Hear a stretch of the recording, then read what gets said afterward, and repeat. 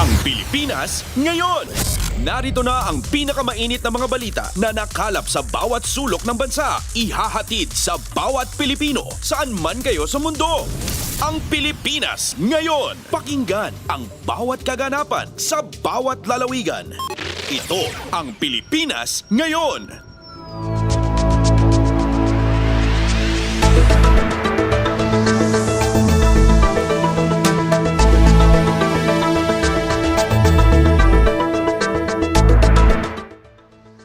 Magandang araw Pilipinas at sa mga Pilipinong naabot ng online streaming ng Radyo Pilipinas World Service. Ito po ang programang Ang Pilipinas Ngayon. Ako po si Win Peñano. Ngayon pong araw, amin pong ihatid sa inyo ang mga may init na balita sa bansa, gayon na rin ang mga balita sa probinsya, pagninegosyo, showbiz at sports. Kapalob din po sa ating programa maya-maya ang panayam kay DSWD spokesperson, Assistant Secretary Irene Dumlao kaugnay sa tulong na ibinibigay ng kagawaran buwat sa sama ng panahong dinala ng bagyong Mirasol at ang pag-iral ng habagat at ang inaasang epekto mula sa paparating na bagyong Nando.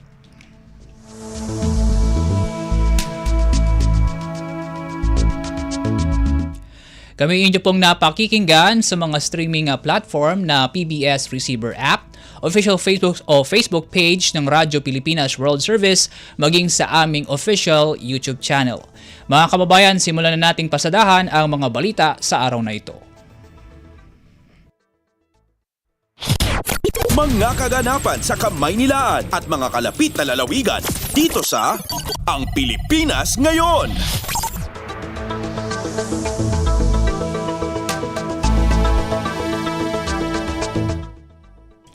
Una sa ating mga balita, iniulat ng National Grid Corporation of the Philippines o NGCP na walang naapektuhang transmission lines matapos ang pagdaan ng bagyong Mirasol. Gayunman patuloy nitong binabantayan ang galaw at posibleng epekto ng bagyong Nando. Ayon sa ulat ng NGCP, Huwebes ng hapon nananatiling normal ang operasyon ng Luzon Grid. Tiniyak din ng NGCP na nananatili itong nakaalerto habang patuloy na minimonitor ang sama ng panahon. Aktibo rin ang kanilang overall command center at handang tumugon sakaling magkaroon ng banta sa transmission facilities.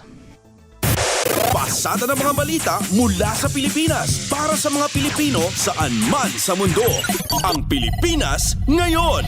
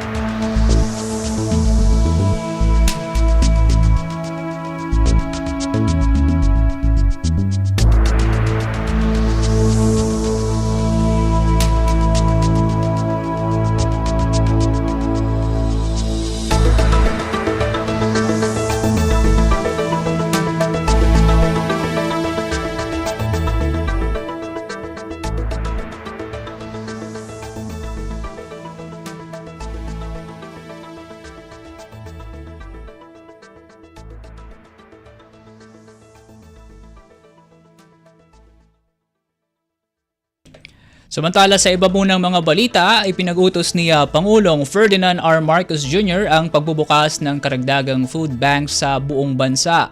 Layon nitong matuldukan ang involuntary hunger sa Pilipinas. Ginawa ng Pangulo ang direktiba matapos samahan ang mga volunteer sa pagsisilbi ng pagkain sa Walang Gutom Kitchen sa lungsod ng Pasay. Ito ang kauna-unahang public at private food bank collaboration o soup kitchen.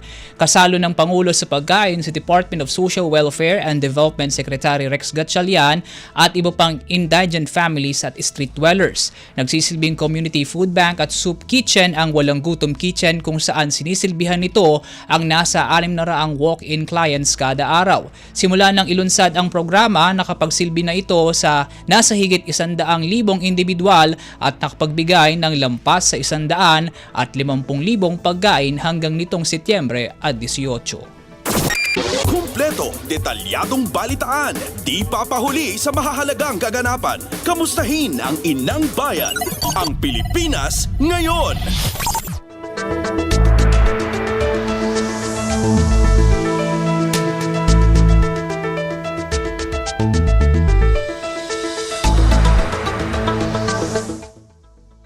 Inihayag ni Justice Secretary Jesus Crispin Remulla na posibleng abutin ng 40 hanggang 60 araw bago makapagsampa ng kaso sa mga sangkot sa mga maanumalyang flood control projects. Ito ang naging sagot ng kalihim sa ikinasang pagdinig ng Senate Blue Ribbon Committee. Ayon kay Remulla, ito kasi ang kailangan upang maayos na maikasa at maipatupad ang due process kung saan pinakamabilis na ang 40 araw habang 60 araw naman ang maituturing na safe para sa pagsasampa ng kaso. Ang due process po will make us will give us the earliest window at 40 days to 60 days. From Yun po now? yun. Yes, sir. Yes, sir. 40 days from That's now. due process, sir. Kasi magsasend tayo ng subpoena, tapos magbibigay po sila ng affidavits. Si Justice Secretary Jesus Crispin Remulla. Pasada ng mga balita mula sa Pilipinas para sa mga Pilipino saan man sa mundo. Ang Pilipinas ngayon.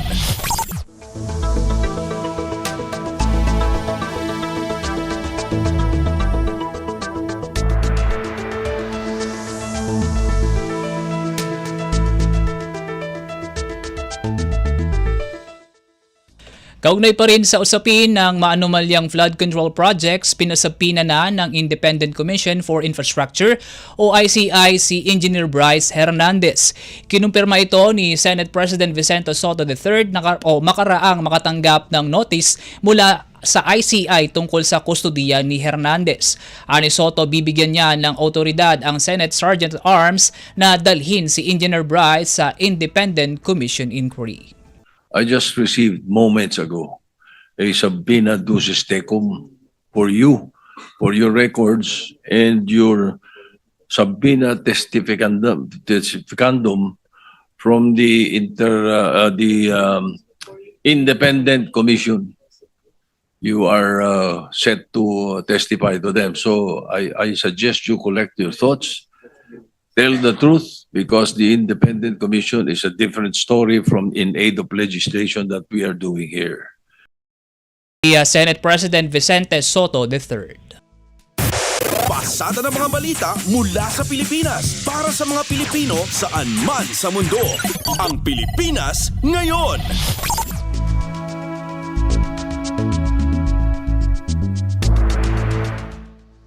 Samantala, balikan po natin ito kaugnay naman sa mga inihahatid na tulong ng pamahalaan sa mga naapektuhan ng sama ng panahon at nagdaang bagyong Mirasol. Makakasama natin live via phone patch si Department of Social Welfare and Development Secretary o Spokesperson, Assistant Secretary Irene Dumlao. Asek Irene, magandang hapon po. Hi, magandang hapon. Magandang hapon din po sa lahat ng sumusubaybay ng inyong pong programa. Apo. Asek, ano na po ang update patungkol po sa relief operations ng DSWD po sa mga kababayan nating naapektuhan ng bagyong Mirasol? Yes, batay po doon sa ating pong nasyon with our field offices, ang Department of Social Welfare and Development ay nakapagpaabot na rin po ng augmentation support dito sa mga lugar na naapektuhan ng bagyong Mirasol. Sa katunayan, ang ating Field Office 2, dyan po sa Cagayan Region, ay nakapagpahatid na ng tulong na nagkakahalaga ng mahigit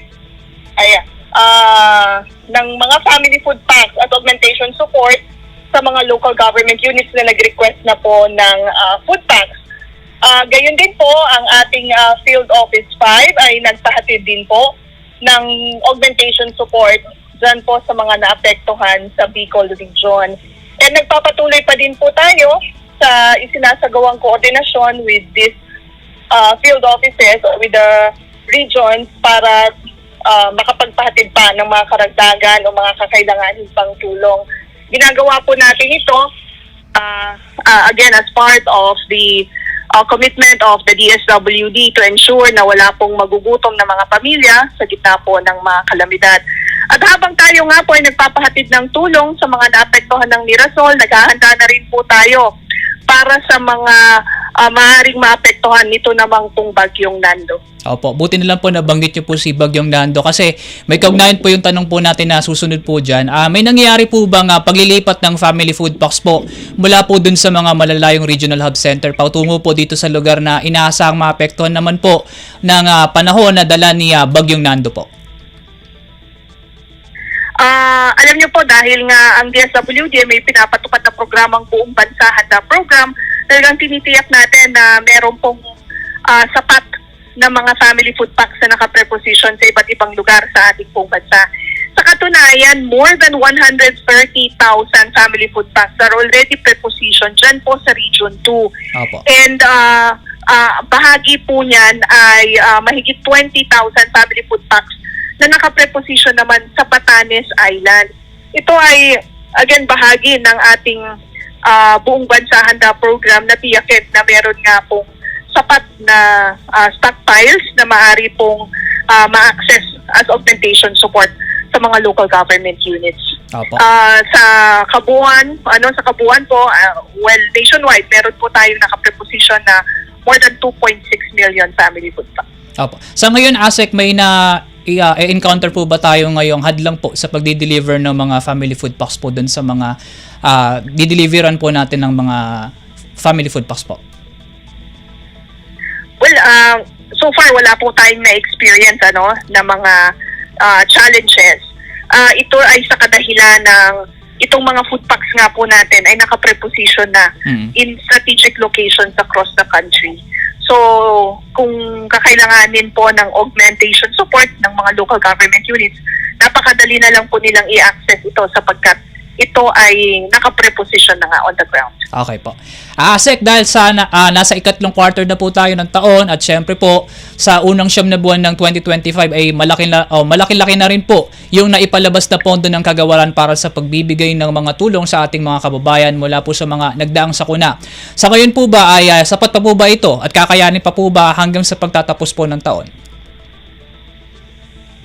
Well, batay naman po sa ating maayos na koordinasyon at pakikipagtungo with the Department of Budget and Management na tayo ay nabibigyan po ng pondo, ng kuukulang pondo through the replenishment of our Quick Response Funds. Kaya makakaasa po kayo na meron po tayong sapat na resources para matugunan yung pangangailangan ng ating mga kababayan na maapektuhan pa ng iba't iba pong mga kalamidad. Nakanda ang DSWD, bahagi ito ng ating pagpaplano. Tinitignan natin yung mga previous years experiences natin na siyang reference natin o guide sa pagpaplano rin para sa taong ito at sa mga susunod pa na taon. Alam natin, batid po natin na sa mga last quarter ng taon, dito po dumadami o bumibisita yung pong mga matitindi na mga bagyo, kung kaya talagang pinaghahandaan ng departamento and tayo po ay nagre-request ng replenishment sa ating pong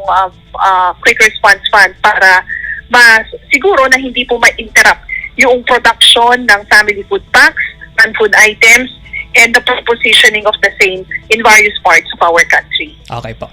ASEC, siguro mensahe na lang po sa ating mga kababayan po, lalo't paparating na po itong Bagyong Nando po.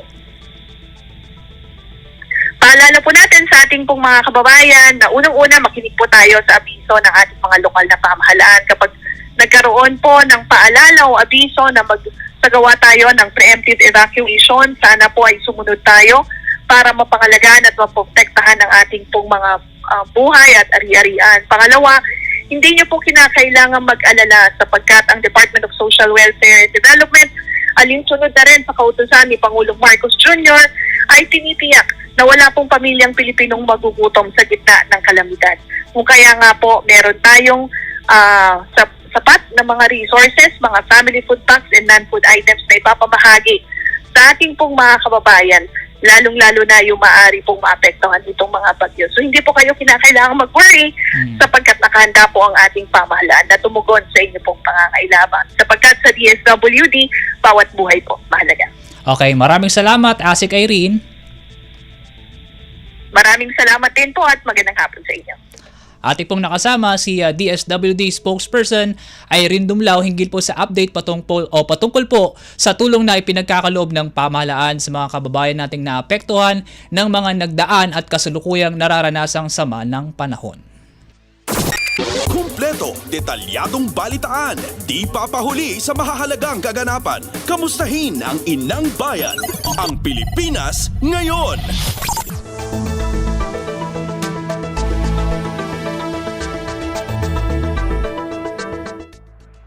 Sa pagpapatuloy po ng ating balitaan, kaugnay pa rin sa usapin ng maanumalyang flood control projects, pinasapina na ng Independent Commission for Infrastructure o ICI si Engineer Bryce Hernandez. Kinumpirma ito ni Senate President Vicente Soto III makaraang makatanggap ng notice mula sa ICI tungkol sa kustudiya ni Hernandez. Ani Soto, bibigyan niya ng otoridad ang Senate Sergeant at Arms na dalhin si Engineer Bryce sa Independent Commission inquiry.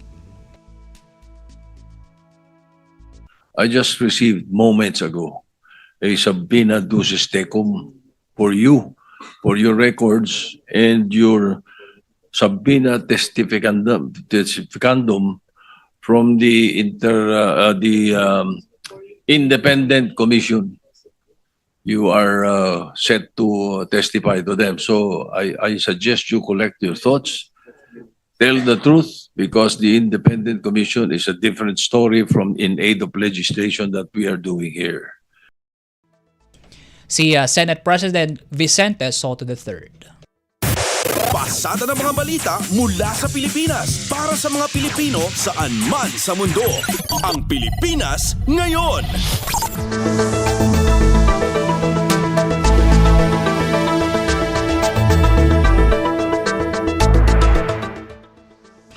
Nakadetine sa Senado sina dismissed Department of Public Works and Highways o DPWH Bulacan 1st District Engineer Henry Alcantara, Assistant District Engineer JP Mendoza at Contractor Pacifico Curly Descaya dahil sa umano'y pagsisinungaling ukol sa kanilang pagkakasangkot sa GOES o substandard na flood control projects. Na-cite in contempt sina Alcantara at Mendoza matapos itanggi ang nalalaman sa GOES projects, habang na-contempt naman si Descaya nang sabihing hindi nakadalo sa pagdinig ang kanyang asawa na si Sara Descaya dahil sa umano'y medical conditions nito. Batay sa sulat sa komite, hindi nakadalo sa pagdinig si Sara dahil nakipagpulong ito sa kanyang mga empleyado. Samantala, pinagpapaliwanag si Sara Descaya kung bakit hindi dapat siya ipasite in contempt ng Senado. Pasada ng mga balita mula sa Pilipinas para sa mga Pilipino saan man sa mundo. Ang Pilipinas ngayon.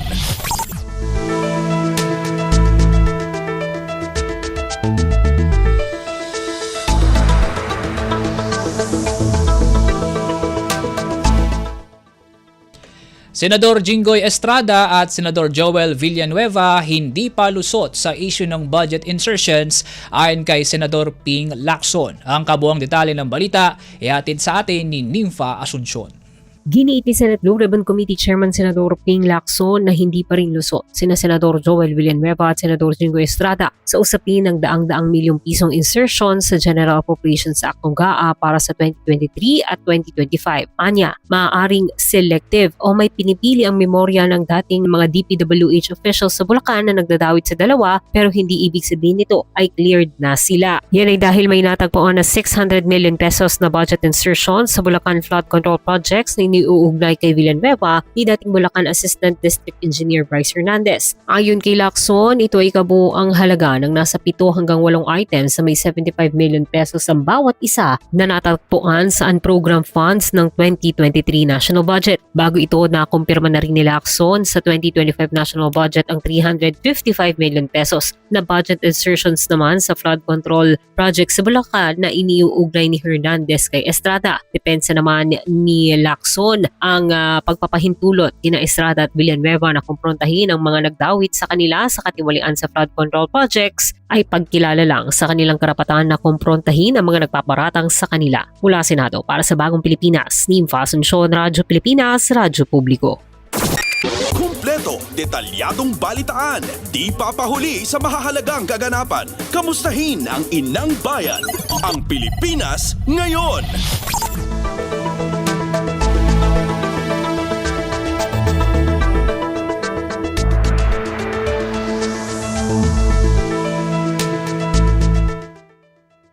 Nais ni Department of Public Works and Highways o DPWH Secretary Vince Dizon na isailalim sa lifestyle check ang 26 na contractors at tauhan ng ahensya na nakaharap sa kasong kriminal kaugnay sa maanumalyang flood control projects. Formal na hiniling ng kalihim sa Land Transportation Office, Land Registration Authority, Civil Aviation Authority of the Philippines at Maritime Industry Authority ang full inventory sa mga ari-arian ng nasabing mga individual. Ayon kay Dizon, ang kahilingan para sa listahan ng mga ari-arian at sasakyan ay gagamitin bilang suporta sa investigasyon bilang senyales ng money laundering at kalaunay pagpapatupad ng freeze orders. Inaasahan ng kalihim na matatanggap ang nasabing listahan sa susunod na mga araw. Pasada ng mga balita mula sa Pilipinas para sa mga Pilipino saan man sa mundo. Ang Pilipinas Ngayon.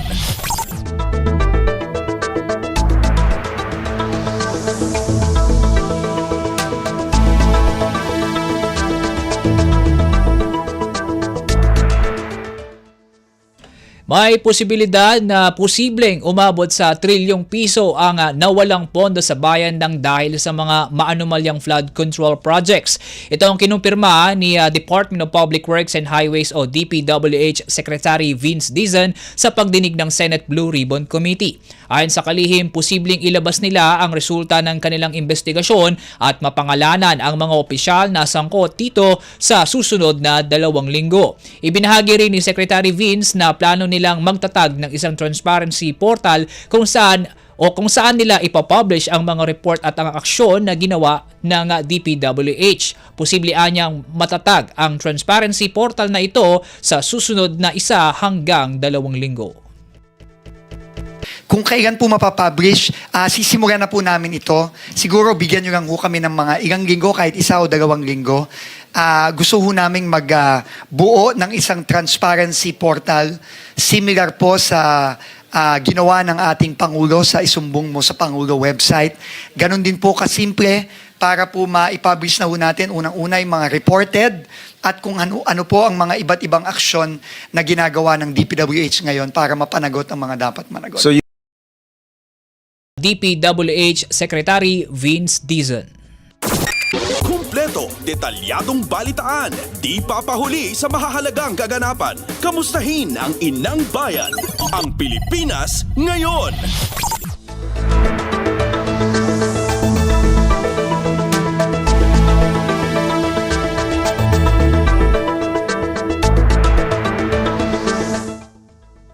Tinagurian ng modus ni Department of Public Works and Highways o DPWH Secretary Vince Dizon at iba pang opisyal ang paulit-ulit na pattern ng irregularidad sa mga maanumalyang flood control projects.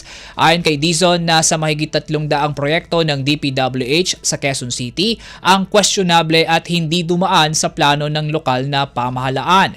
Gate ng kalihim na kapansin-pansin na pare-pareho ang nakikitang pattern sa implementasyon ng ilang proyekto sa iba't ibang lugar gaya ng sa Bulacan at Mindoro na walang kaukulang plano, walang koordinasyon sa local government at walang building permit. patterns pareho. Ganun din, walang mga plano, walang ni ho sa local government. Hindi kumuha ng building permit, kamukha din sa Mindoro, kamukha din sa Bulacan. So may nakikita tayong recurring pattern dito o modus. No, yun po ang ginamit na salita ni Justice Reyes at ni Mayor Benji Magalo na mukhang pare-pareho ang modus nitong mga iba't ibang proyekto. DPWH Secretary Vince Dizon. Pasada ng mga balita mula sa Pilipinas para sa mga Pilipino saan man sa mundo. Ang Pilipinas Ngayon.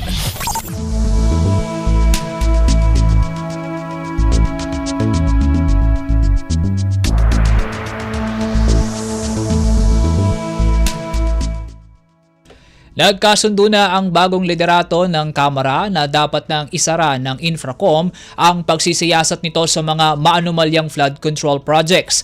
Ayon kay House Deputy Speaker at Iloilo 1st District Representative Janet Garin, ito na ang naistahaking direksyon ng Kamara at ituon na ang lakas nito sa pakikipag-ugnayan at pakikipagtulungan sa Independent Commission for Infrastructure at sa mga ikinakasa nitong investigasyon. Gayunman, mananatili pa rin naman ang investigasyon ng Kamara bilang bahagi naman ng oversight functions nito. Our role will now be to fully cooperate. Kung merong kailanganing dokumento, kung merong kakailanganing impormasyon, kung merong mga taong kakailanganin, Congress, no, the House of Representatives will fully support this, no, and will fully cooperate and coordinate everything that the ICI will need from our end. Si House Deputy Speaker at Iloilo 1st District Representative Janet Garin. Kumpleto, detalyadong balitaan, di papahuli sa mahahalagang kaganapan. Kamustahin ang inang bayan, ang Pilipinas ngayon.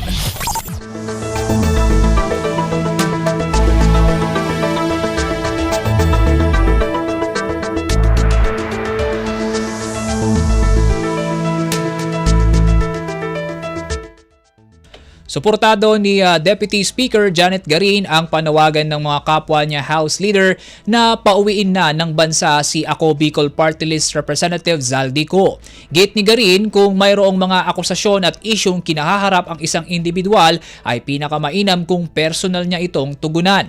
Sabi pa ng Deputy Speaker na sinubukan ng tawagan ni dating Speaker Martin Romualdez si Ko para umuwi. Ngunit mayroon umanong health condition si Ko at sinabi na sa loob ng 2 linggo ay babalik ng bansa, ngunit hindi naman umano nangyari. It will be best for the person being accused or attributed to personally answer. Mahirap kasi na sabi ni ganito, sabi ni ganyan. So the best thing that can happen actually is for Congressman Zaldico to answer all the allegations, kasi baka naman merong hindi totoo, or kung totoo naman, ano ang rason niya doon. So ito yung mga bagay-bagay sana. Si House Deputy Speaker at Iloilo 1st District Representative Janet Garin. Kumpleto, detalyadong balitaan, di papahuli sa mahahalagang kaganapan. Kamustahin ang inang bayan, ang Pilipinas ngayon.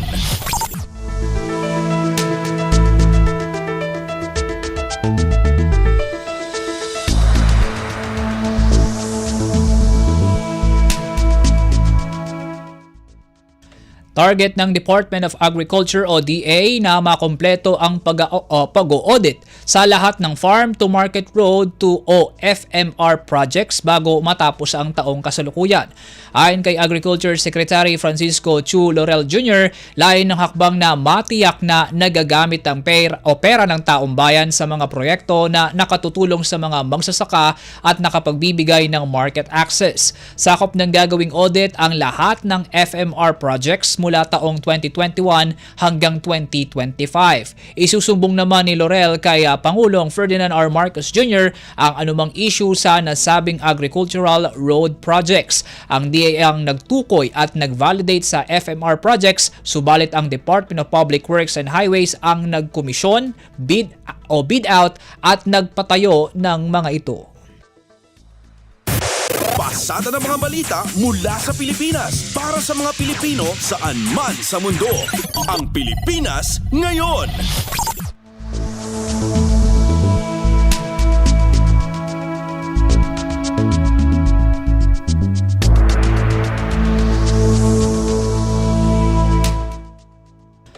Aabot sa 30,000 katao ang inaasahang lalahok sa trillion peso march sa EDSA ngayong Setyembre 21.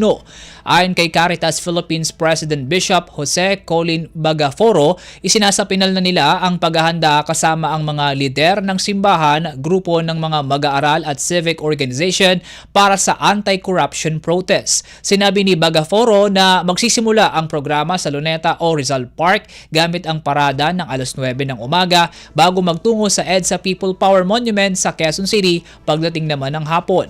Dagdag pa nito na maaaring madagdagan pa ang nasabing bilang dahil may ilang mga grupo ang nagpahayag ng pakikiisa.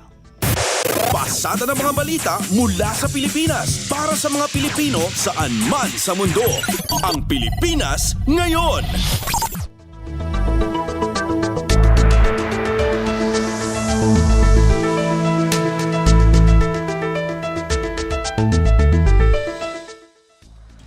Mga lalahok sa September 21 rally, inanyayahang dumalo sa misa sa EDSA Shrine.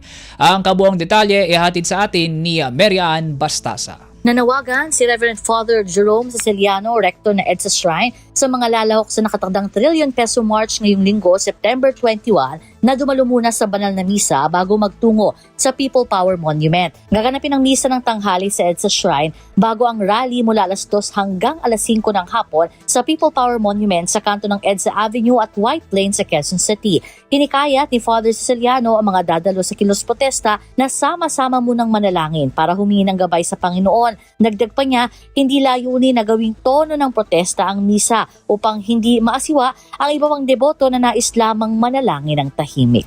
Mula sa Quezon City para sa Bagong Pilipinas, Marian Bastasa, Radyo Pilipinas, Radyo Publiko.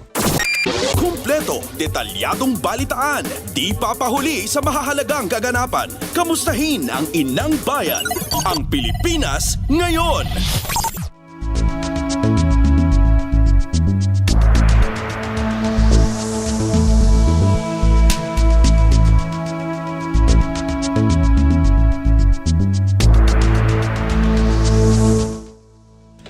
Mahigpit na nagpaalala ang Philippine National Police o PNP sa mga hindi dapat gawin na mga magpoprotesta sa darating na linggo. Ayon kay PNP spokesperson Police Brigadier General Randolph Tuanyo, bagamat iginagalang ng pulisya ang karapatan ng mga rallyista na ipahayag ang kanilang saloobin laban sa umano'y korupsyon sa flood control projects, mahalagaan niyang matiyak na magiging mapayapa ang nasabing pagkilos. Anya, bawal ang pagdadala ng armas at pagsusunog ng effigy. Pasada ng mga balita mula sa Pilipinas para sa mga Pilipino saan man sa mundo. Ang Pilipinas ngayon.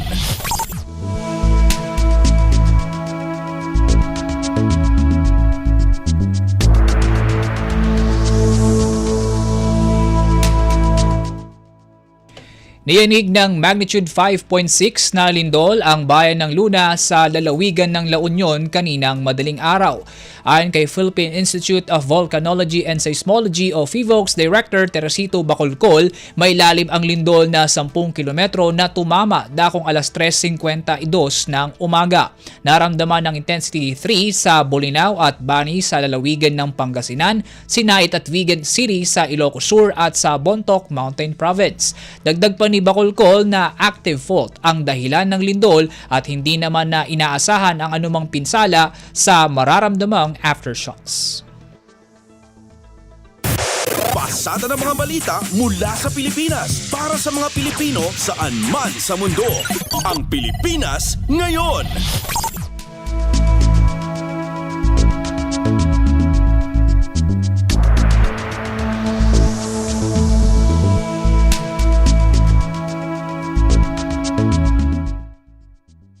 Embahada ng New Zealand nagpahayag ng pagkabahala sa isinagawang water cannoning ng mga barko ng China sa barko ng Bureau of Fisheries and Aquatic Resources o BFAR sa Bajo de Masinloc kamakailan.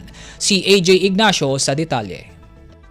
Nababahala ang Embahada ng New Zealand sa Pilipinas sa ginawang pambobomba ng tubig ng China Coast Guard sa barko ng BFAR na naglalayag sa Bao de Masinloc kamakailan. Sa isang statement, sinabi ng Embahada na lubang mapanganib ang ginawang hakbang ng China sa mga barko ng BFAR na nagdulot ng ilang pagkasira sa ilang bahagi ng barko at ilang sugatan ng mga crew member ng nasabing barko. Dagdag pa ng Embahada na ito rin ay banta sa buhay at kaligtasan ng sinuman na naglalayag sa naturang karagatan. Nanawagan naman ng New Zealand na dapat maresolba na ang naturang sigalot sa pinag-aagawang teritoryo alinsunod sa United Nations Convention on the Law of the Sea o UNCLOS. Mula rito sa southern part ng Metro Manila para sa Bagong Pilipinas, AJ Ignacio, Radyo Pilipinas, Radyo Publiko. Kumpleto, detalyadong balitaan, di papahuli sa mahahalagang kaganapan. Kamustahin ang inang bayan, ang Pilipinas ngayon.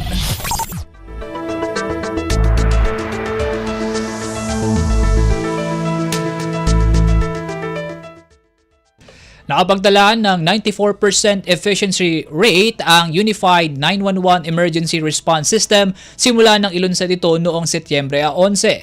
Ayon sa Department of the Interior and Local Government o DILG, nasa humigit 60,000 ang natanggap na tawag ng Emergency 911 National Call Center sa unang araw ng pag-arangkada nito. Sa nasabing bilang, humigit 57,000 ang matagumpay na nahawakan na nagresulta sa 94.42% efficiency rate.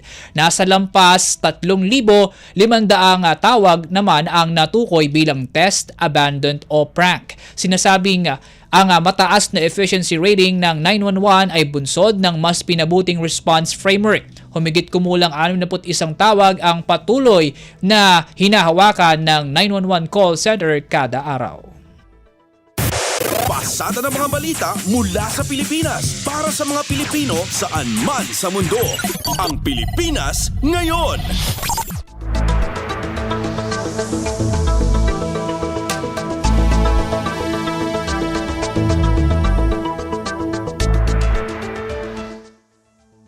Epektibo na sa Oktubre ang dagdag sahod ng mga minimum wage earners sa Central Visayas, partikular sa Cebu at Bohol.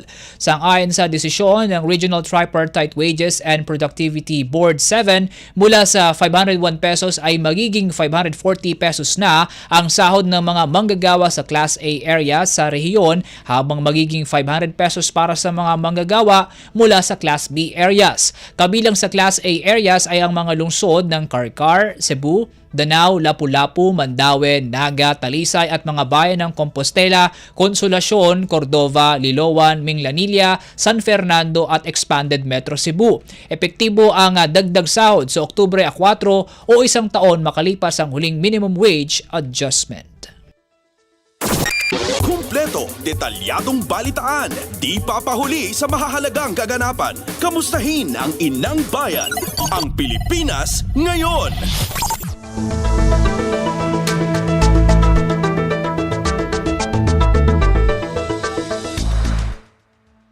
At yan po mga pangunahing balita sa ating bansa. Samantala sa pagbabalik po ng Ang Pilipinas Ngayon, papasadahan naman natin ang mga ulat sa probinsya sa pamamagitan ng ating mga kapatid na himpilan mula Luzon hanggang Mindanao. Mas pinadali na ang government transactions sa tulong ng eGov.ph Super App. Pwedeng-pwede mo nang magawa ang lahat ng ito. I-download ang eGov app sa iyong smartphone o tablet mula sa App Store o Google Play Store. Pagkatapos, ilagay ang iyong mobile number at i-authenticate gamit ang one-time PIN o OTP para marehistro ang iyong account. Saka ilagay ang iyong mga pangunahing impormasyon at kumpletuhin ang facial recognition technology para sa verifikasyon ng iyong pagkakakilanlan. Para sa mas mabilis at mas maayos na serbisyong panggobyerno, gamitin na ang eGov.ph Super App.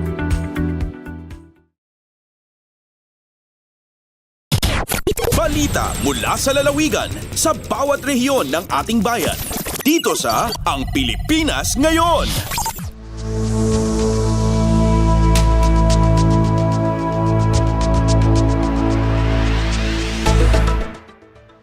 Sa pagpapatuloy ng ating balitaan, dakuha naman natin ang mga balita sa probinsya.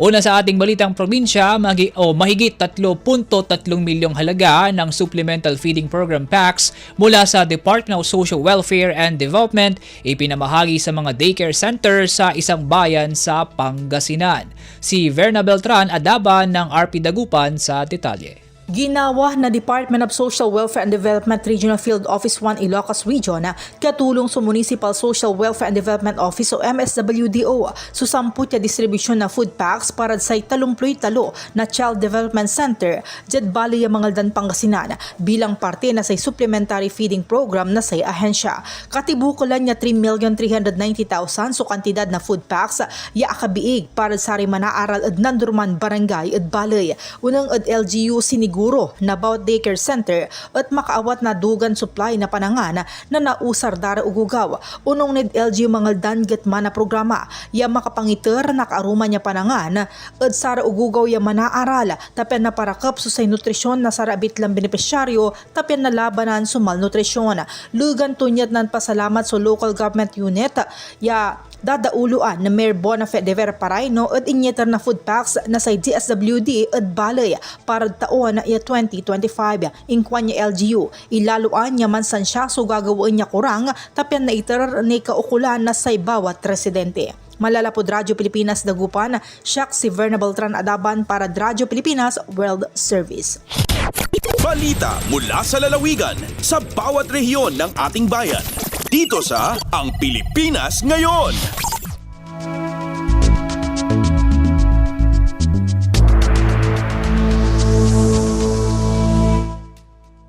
Salamat Verna. Samantala mula Pangasinan, baling naman tayo sa Kalinga.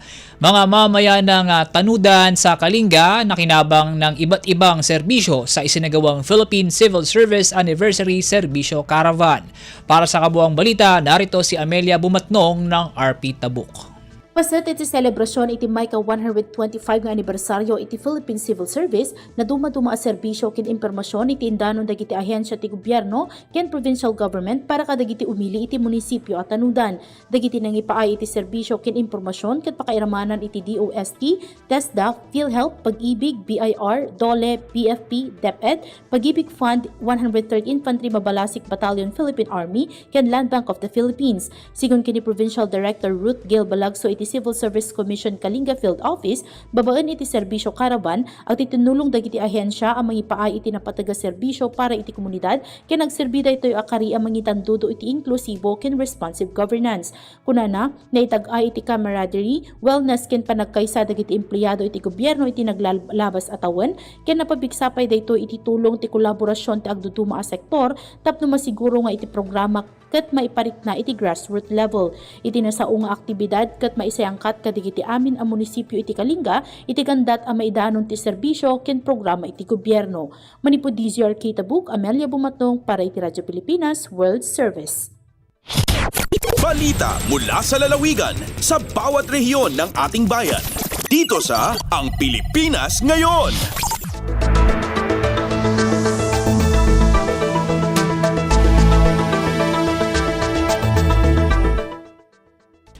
Salamat Amelia. Samantala mula Kalinga, baba naman tayo sa Palawan. 3 mangingisda na nasiraan ng bangka na iligtas ng mga kawani ng Coast Guard.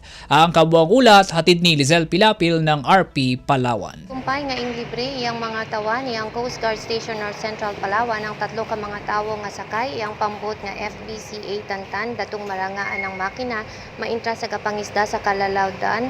Marapit sa Puro ang Santa Cruz sa munisipyo ang Rojas kahapon ado sa Setebre ang Dagundia matapos nga ipaabot iyang Municipal Disaster Risk Reduction Management Office ang nainabo mga alas 4 ang apon sa nasambit nga istasyon ng Coast Guard ay lagi-lagi nga apadara ang Manigbawi.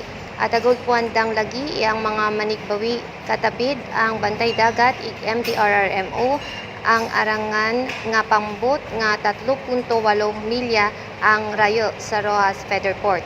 Akalibre ra ang tanang sakay mga alas 5:36 ang paabot ay igkuyod dunda lamang papakon sa Barangay Salvacion Rojas.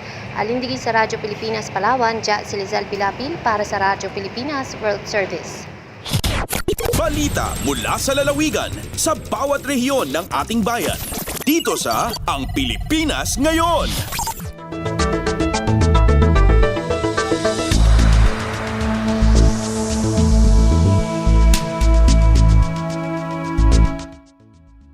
Salamat Lizelle. Mula Palawan, lipat naman tayo sa Samar. DSWD Project Lawa at binhi ng Dole Tupad nagpaabot ng suporta sa 100 benepisyaryo sa Paranas, Samar. Si Shermaine Perito ng RP Calbayog sa detalye. Umabot usa ka gatos nga benepisyaryo sa bungto san Paranas, Samar ang nakakaruwat bulig tikang sa DSWD Field Office 8 ilarom san Project Lawa ug binhi ug Dole ilarom san Tupad program. Katuyuanan sa naging kolaborasyon sa duha nga ahensya nga magpaabot sa dagmit ug sustainable nga solusyon para sa mga kablasanon ug vulnerable nga komunidad. Ilarom sa Project Lawa ug binhi ginbuhat ang mga aktibidades para sa community resilience, lakip ang pag-establisa water reservoir, pagtanom sa disaster-resilient crops ug training sa makabag-o nga teknik sa pag-uma para makalikay sa grabe nga epekto sa climate change. Samtang ang tupad program Sandole ang nagpaabot sa temporaryo nga employment assistance para sa mga benepisyaryo para magkamayada sila sa kadugangan nga kita samtang ginpapatuman ang proyekto. Base sa DSWD ug DOLE, magseserbe nga modelo ang paranas para sa mga masunod nga programa nga maghahatag solusyon sa panginabuhian ug katalwasan sa mga komunidad. Tikang sa Radyo Pilipinas Kalbayog, Charmaine Perito, Radyo Pilipinas World Service. Balita mula sa lalawigan sa bawat rehiyon ng ating bayan. Dito sa Ang Pilipinas Ngayon.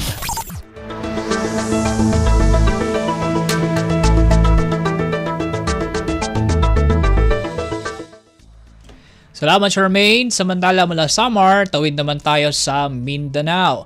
Patuloy na pagpapatupad ng Forest Protection Law sa Surigao del Sur, mahigpit na ginagawa ng Provincial Multi-Sectoral Forest Protection Committee. Ang kabuang ulat hatid ni Nerissa Espinosa ng RP Tandag. Padayon ang istriktong implementasyon sa mga balaod sa pagprotektar sa kalasangan dinhi sa Surigao del Sur, pinaagi sa suporta sa Provincial Multi-Sectoral Forest Protection Committee. Sa third quarter meeting nga gipahigayon, gipresentar sa tulo ka senro ang Kantilan, Lianga ug Bislig ang ilang mga accomplishments sa natad sa forest protection, enhanced national greening program, ingon man ang accomplishments sa PNP ug Philippine Army ug ang estado sa mga kaso nga gisangat sa Provincial Prosecutor's Office. Sumala pa ni Forester Joseph Palomar, hepe sa Technical Services Division sa DNR Surigao del Sur, ang hiniusang tinguha sa mga miyembro sa PMFPC na katabang og dako sa padayon nga pagkukod sa mga nagahimo og illegal nga pagpamutol og kahoy. Ang probinsya sa Surigao del Sur nagpabilin nga adunay pinakabagang kalasangan sa tibuok Caraga Region. Gikan sa RP Tandag kini si Nerissa Espinosa alang sa Radyo Pilipinas World Service. Balita mula sa lalawigan sa bawat rehiyon ng ating bayan. Dito sa Ang Pilipinas Ngayon.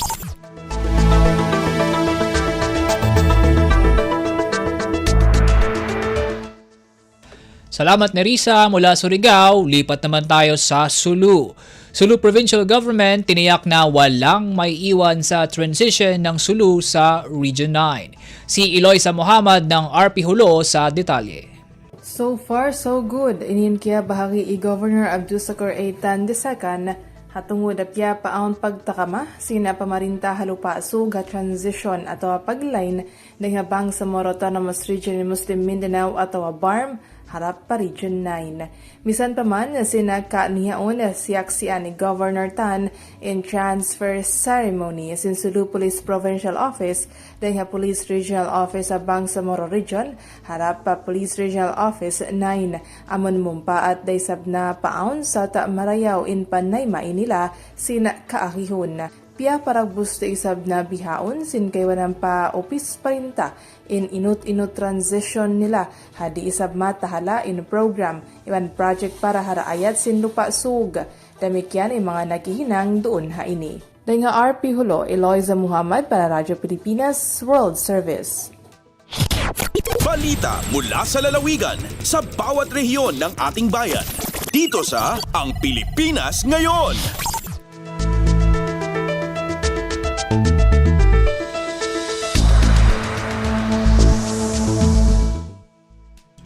Salamat Eloisa at yan po ang mga pangunahing balita sa ating mga kapatid na hipilan sa iba't ibang dako ng bansa. Samantala mula Balitang Probinsya, tunguhin naman natin ang mga maiinit na balita sa larangan ng pagnenegosyo at kalakalan at balitang pampalakasan na parehong ihatid sa atin ni Leo Magpayo sa pagbabalik po na Ang Pilipinas Ngayon, makalipas lamang po ang ilang paalala. Itinuloy na po natin ang zero balance billing. Libre po. Ibig sabihin, ang serbisyo sa basic accommodation sa ating mga DOH na ospital, wala nang babayaran ang pasyente. Ang dami pong challenge, hindi po namin alam kung saan namin kukunin, ganon, nag-iisip kung paano namin mababayaran. Siyempre po, masayang masaya, super saya po dahil na zero billing po kami. Opo, malaking ano po talaga, malaking tulong po. Mabilis lang din po. Bayad na ang bill ninyo. Uulitin ko, wala nang kailangan bayaran ng pasyente basta sa DOH Hospital dahil bayad na po ang bill ninyo. Naiyak ako kasi sobrang saya. Maraming salamat po, Mr. President Bongbong Marcos Jr. Hindi kami nagkamali ng taong ihinalal.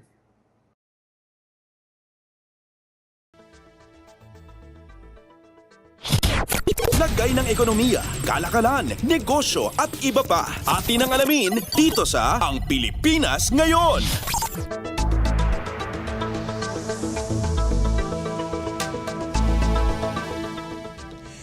At nagbabalik po ang ating programang Ang Pilipinas Ngayon. Samantala, narito naman po ang balitang negosyo at kalakalan. Inaasahan na makukumpleto ang Cebu Bus Rapid Transit o BRT project sa taong 2030, 2 taon pagkalipas ng unang plinanong matatapos ito. Sa Philippine Economic Briefing sa Cebu, sinabi ni Finance Secretary Ralph Recto na ang bagong deadline ng transit system ay umatras ng pagbubukas mula sa orihinal na taong 2028. Sinabi ni Recto na ang 35-kilometer BRT ay babaguhin ang paggalaw sa Cebu sa pamamagitan ng pagbigay ng episyente, maasahan at sustainable public transport para sa mga Pilipino. Unang sinimula ng proyekto noong taong 2023. Inaasahan na pagsisilbihan nito ang nasa 169,000 na pasahero kada araw sa oras na makumpleto ito. Noong Hulyo 23, sinabi ng dating Transportation Secretary Vince Dizon na nasa 3 stasyon na ng transit system ang inaasahang magbubukas ngayong buwan. Lagay ng ekonomiya, kalakalan, negosyo at iba pa. Atin ang alamin dito sa Ang Pilipinas Ngayon.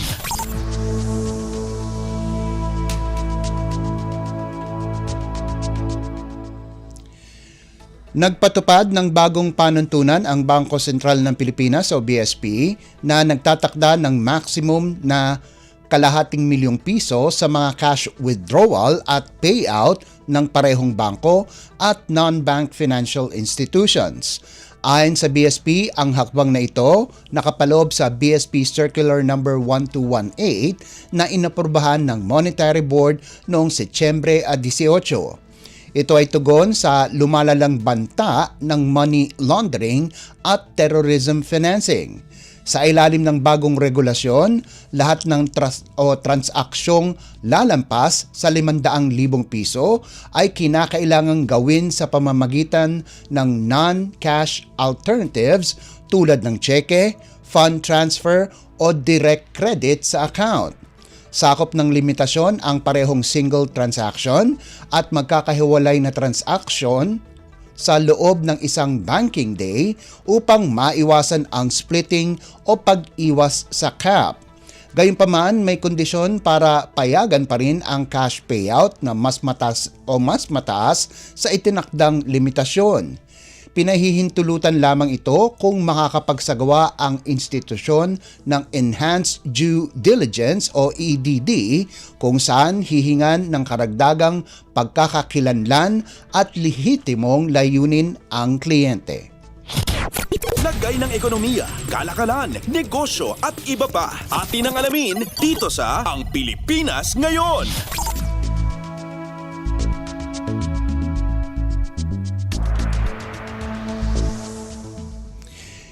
Minandato ang lahat ng ahensya ng gobyerno sa Pilipinas na gumamit ng energy-efficient products at iprioridad ang paglagay ng solar rooftop systems para mabawasan ang public sector electricity consumption at mapabilis ang paglipat sa malinis na enerhiya. Ayon sa Department of Energy o DOE na pinangungunahan ang Interagency Energy Efficiency and Conservation Committee o IAEECC, ang desisyon ng komite na aprubahan ang resolusyon para sa direktibang ito ay ginawa sa isang pagpupulong noong Setyembre 16 na nasa linya ng Government Energy Management Program o GEMP. Ang resolusyon, batay sa isang press release, ay inuutos ang lahat ng opisina ng gobyerno na sumunod sa Minimum Energy Performance Standards o MEPS sa ilalim ng Philippine Energy Labeling Program o PELP. Nagtatakda ang MEPS ng minimum efficiency levels para sa mga appliance, equipment at iba pang energy-consuming products na dapat sundin bago ito mabenta o magamit.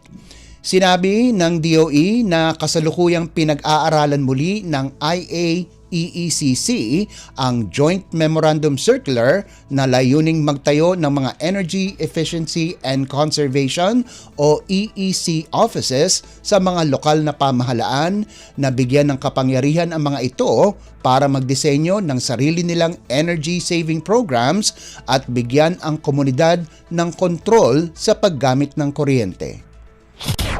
Lagay ng ekonomiya, kalakalan, negosyo at iba pa. Atin ang alamin dito sa Ang Pilipinas Ngayon.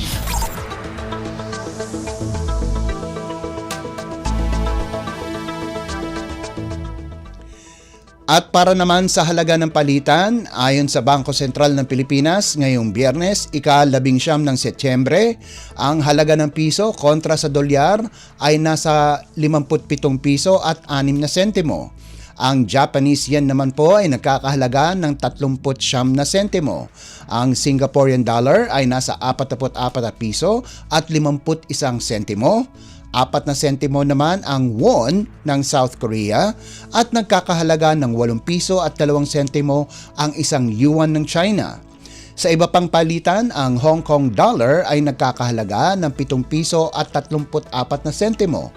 Ang British pound naman ay katumbas ng 77 piso at 38 sentimo. Nasa 67 piso at 26 na sentimo ang euro, 41 piso at 35 sentimo ang Canadian dollar, habang ang Saudi Arabian Riyal ay nagkakahalaga ng 15 piso at 21 sentimo. Lagay ng ekonomiya, kalakalan, negosyo at iba pa. Atin ang alamin dito sa Ang Pilipinas Ngayon.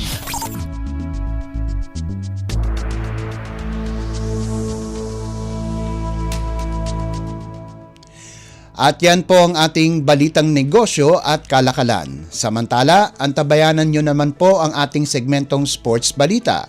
Yan po sa pagbabalik na ating programang Ang Pilipinas Ngayon, pagkalipas lang ng ilang paalala. Garantisadong solusyon at aksyon ang handog sa iyo ng bagong Pilipinas Presidential Action Center. Sundin lang ang mga sumusunod para makakuha ng appointment. Para sa wala pang eGov.ph app account, panoorin ang video para malaman kung paano gumawa ng account. Kung meron ng account sa eGov.ph app, mag-login dito. Saka hanapin ang online registration tab para sa bagong Pilipinas Presidential Action Center. Pindutin ito para makita ang available na government services. Piliin ang serbisyo na iyong kailangan mula sa listahan. I-upload ang requirements ng serbisyong kailangan mo. Pumili ng petsa at oras kung kailan nais pumunta sa bagong Pilipinas Presidential Action Center. I-submit na ang iyong application at bigyan ng pagkakataon na ma-review ang iyong isinumiting requirements. Hintayin ang QR code para sa kumpirmasyon ng iyong schedule. Makakatanggap ka ng text message para malaman kung naaprubahan ito. Sakaling hindi ito maaprubahan, makakatanggap ka rin ng text message para ipaalam ang kulang na requirements sa kasubukang mag-register ulit. Kung nakatanggap na ng kumpirmasyon, maaari nang pumunta sa bagong Pilipinas Presidential Action Center sa napiling schedule, dala ang QR code at ang mga isinumiting requirements. Huwag kalimutang dumating sa itinakdang araw at oras ng iyong appointment. Pinapaalala rin na siguruhing may kumpirmadong schedule bago pumunta sa Bagong Pilipinas Presidential Action Center para maiwasang magpabalik-balik. Simple at user-friendly ang pagpapa-appointment dito, kaya wag nang mangamba dahil sa Bagong Pilipinas Presidential Action Center, tulong ay abot kamay na. Updates at pinakahuling mga usapin sa mundo ng palakasan. Atin ang pakinggan dito sa Ang Pilipinas Ngayon.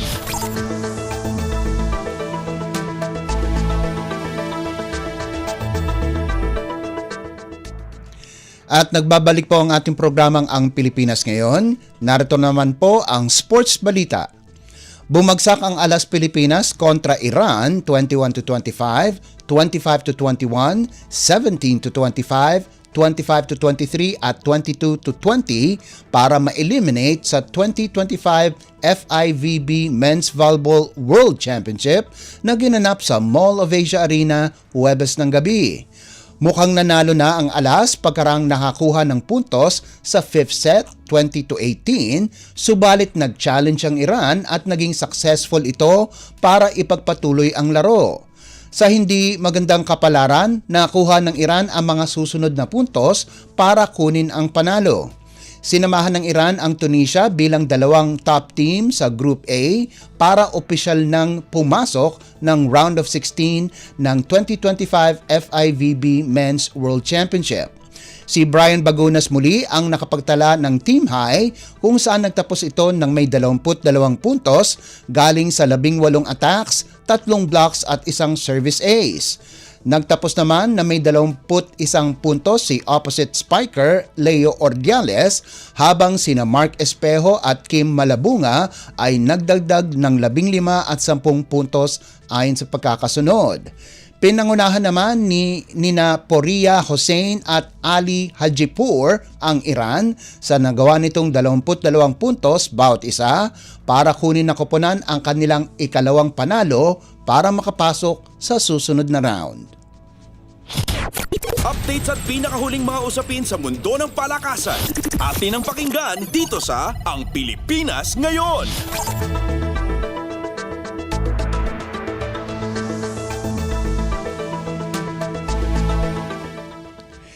Nakatakdang lumahok si Filipina tennis star Alex Ayala sa dalawang World Tennis Association o WTA 125 tournaments sa mga susunod na linggo.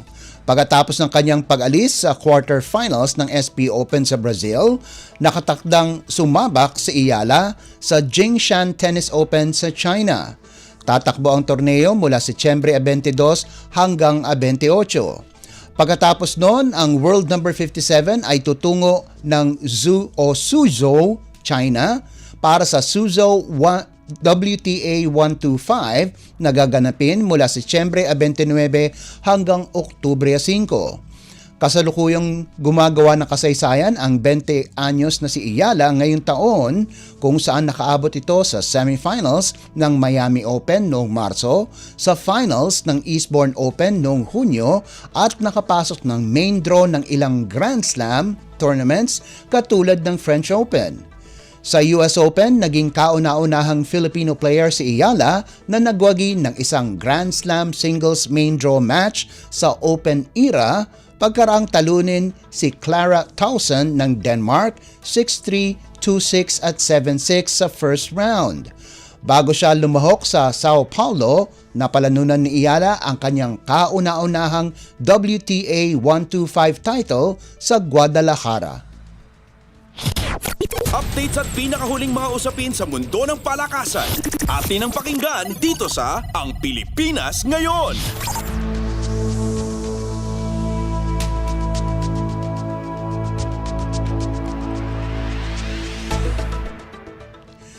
Formal nang bubuksan ang ika-88 season ng UAAP ngayong Biyernes ng gabi sa isang seremonya sa University of Santo Tomas Grandstand. Pinangako ng UST na huling nagsilbing host noong 2016 na masayang pagbubukas ng season na punong-puno ng tradisyon ng eskwelahan. Sisimulan ang festivities ng tradisyonal na Thomasian Welcome Walk para sa mga student athletes at susundan naman ito ng Hope Concert. Ang konsyerto ay tilang Pasko ang tema, kompleto na may fireworks at drone shows. Samantala, kakantahin naman ni Kian Cipriano ang opisyal na kanta ngayong season na pinamagatang Strength in Motion, Hope in Action. Magsisimula ang aksyon ngayong weekend na uumpisahan ng collegiate, men's at junior high school boys basketball na gaganapin sa UST Quadricentennial Pavilion Arena. Itong Sabado, magsisimula ang collegiate women's football na gaganapin sa bagong gawang Ayala Vermosa Sports Hub, habang ang men's tournament ay susunod kinabukasan sa kaparehong venue sa Imos, Cavite. Magsisimula naman ang high school girls at boys volleyball itong linggo na gaganapin sa bagong renovate na Blue Eagle Gym. May kabuang 48 events, sakop ang collegiate at high school divisions ngayong season kung saan papasok ang UST bilang reigning general champion sa 2 dibisyon. Updates at pinakahuling mga usapin sa mundo ng palakasan. Atin ang pakinggan dito sa Ang Pilipinas Ngayon.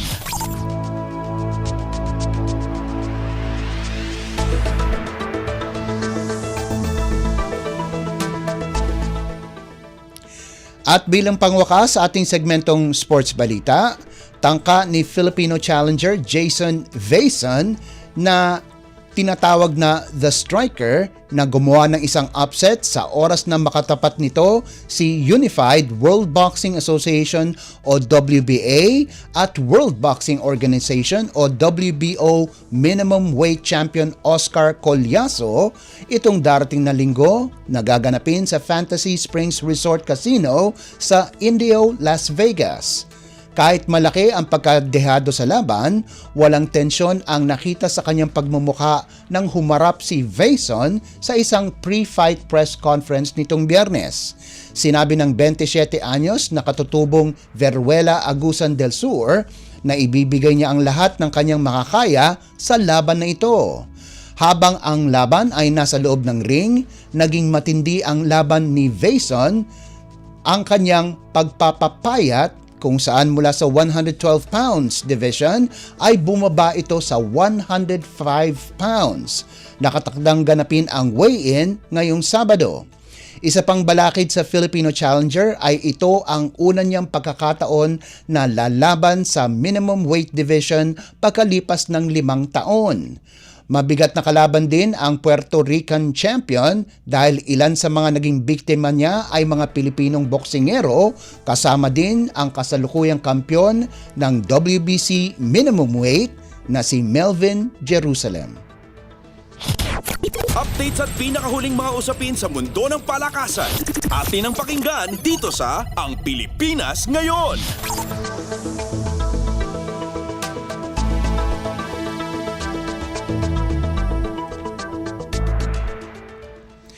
At yan ang pinakahuling balita sa larangan ng palakasan. Ito po si Leo Magpayo. Samantala, susunod naman po ang ating segmentong Balitang Artista na ihahatid sa inyo ni Mama JT. Yan po sa pagbabalik ng ating programang Ang Pilipinas Ngayon, pakalipas lang ng ilang paalala.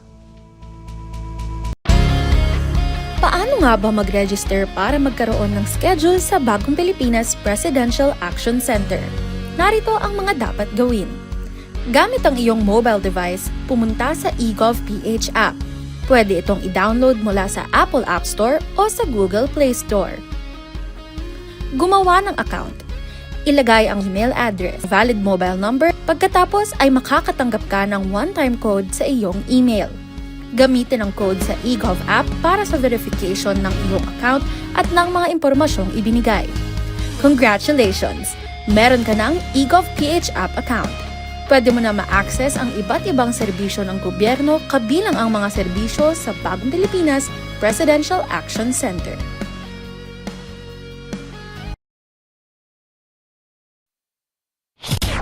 Ang latest, ang hottest sa showbiz and entertainment. Heto na sa Ang Pilipinas Ngayon.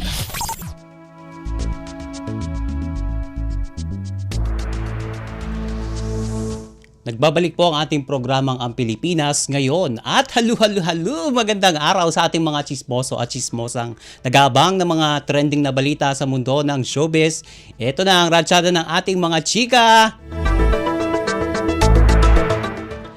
Kung kahapon na ibinalita natin dito ang umuugong na balita na hiwalay na itong sina Julia Barreto at Gerald Anderson. Ngayon naman, tuluyan na ngang naghiwalay ang dalawa. Kinumpirma ng Star Magic at Viva Artist Agency at sinabing split na silang dalawa, itong sina Gerald at si Julia, matapos ang 4 na taong relasyon. Naging mutual ang naging desisyon ni na Julia at Gerald at pinili na lang nila na maging magkaibigan ayon sa statement ng dalawang talent management agencies. Humiling ang Star Magic na igalang ang desisyon ni na Gerald at Julia at huwag magpakalat ng maling impormasyon. Iginit naman ng Viva Artist Agency na walang basihan ang mga kumakalat na haka-haka tungkol sa dahilan ng kanilang breakup at dapat lang paniwalaan ang impormasyong manggagaling mismo sa dalawa. Yan yung Viva at ang Star Magic. Matatandaang nung Hunyo pa kumalat ang balitang hiwalay na sila, pero marin ito pinabulaanan ni Gerald sa iba't ibang mga panayam. May mga spekulasyon rin na baka may katotohanan ng mga balita na naliligaw itong si Gerald sa isang volleyball player na si Vanny Gandler na isa sa posibleng dahilan nga ng kanilang split up. At ang paglabas ng official statement ay nangyari matapos din mapaulat ang tila relasyon ni Julia sa isang businessman na si Lucas Lorenzo, ngunit pinabulaanan nito ng aktres. Ang latest, ang hottest sa showbiz and entertainment. Heto na sa Ang Pilipinas Ngayon.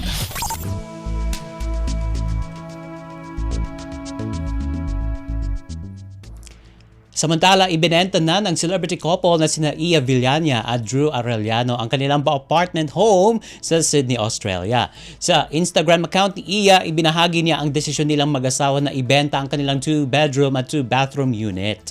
Ang pangunahing dahilan sa pagbibenta ay dahil lumaki na ang kanilang pamilya at kasama na ang kanilang 5 anak na sina Primo, Leon, Alana, Astro at Anya. Ika nga ni Iya, kailangan na nila ng mas malaking bahay. Nagbigay din si Iya ng ilang detalye tungkol sa property tulad ng magandang lokasyon nito na malapit sa public transport, mga pamilihan at tourist spots. Binanggit din niya na bukas ang oportunidad na ito para sa mga Australian citizens o permanent resident lamang at magiging available na ang kanilang property sa mas maraming mamimili sa susunod na linggo. Ang latest, ang hottest sa showbiz and entertainment. Heto na sa Ang Pilipinas Ngayon.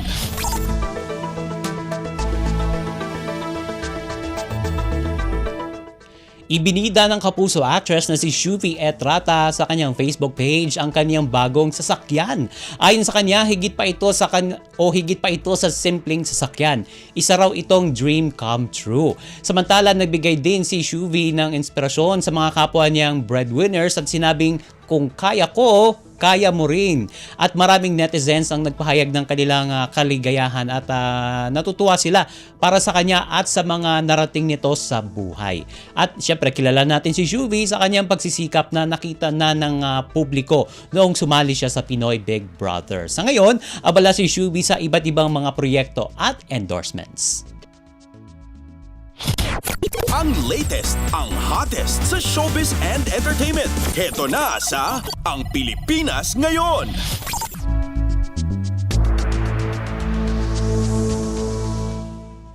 Sa huli nating chika for today, opisyal ng miyembro ng Official Council Committee ng Miss Universe Denmark ang aktres at mga awit na si RC Munoz. Si RC ang itinanghal na Head of Empowerment and Sustainability ng naturang pageant. Ang kanyang tungkulin ay tumulong na palakasin ang kababaihan at pangunahan ang mga proyektong may kinalaman sa pangangalaga ng kalikasan. Ibinahagi mismo ni RC sa social media na gagawin niya ang lahat para gampanan ang kanyang bagong posisyon. At hindi ito ang unang beses na nakasama si RC sa Miss Universe na beauty pageant na yan. Dati na rin siya naging bahagi ng selection committee para sa Miss Universe ng Pakistan, Bahrain at Egypt. Ang latest, ang hottest sa showbiz and entertainment. Heto na sa Ang Pilipinas Ngayon.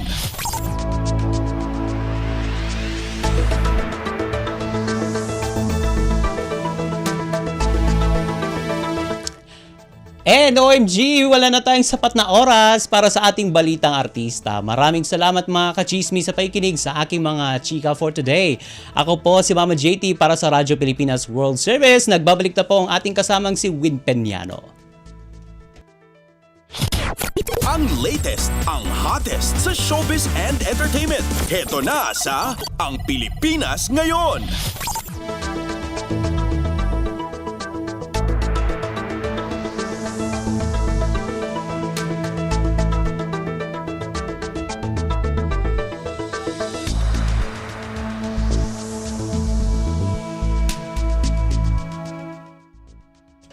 Salamat Mama JT para sa ating showbiz balita ngayong araw.